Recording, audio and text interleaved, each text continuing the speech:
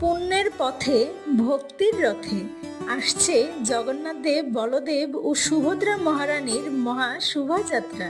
রথে চড়ে ভগবান আসছেন আপনাদের মাঝে আপনাকে নিমন্ত্রণ জানাতে। পবিত্র সূচনা হবে 11ই জুন বুধবার স্নান যাত্রা দিয়ে। সেই দিন ভগবানের মহা স্নান, মহা আবেগ আর কীর্তনের ঢেউ মেতে উঠবে মন্দির প্রাঙ্গণ। এই দিনেই প্রথম দর্শন পাবেন ভগবানের উজ্জ্বল রূপ। তারপর আসবে সেই মহাপ্রতীক্ষিত দিন 27শে জুন শুক্রবার রথযাত্রা মহোৎসব।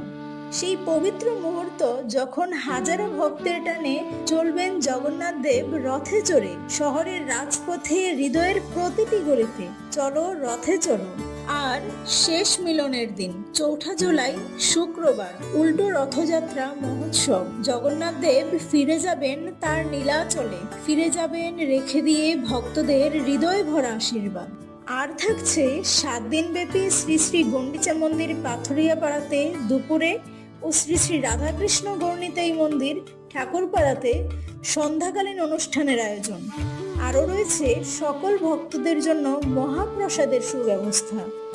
ভুলবেন না, এই 7টি দিন শুধু উৎসব নয়, এ যেন ভগবানের সঙ্গে জীবনের এক মধুর সেতুবন্ধন।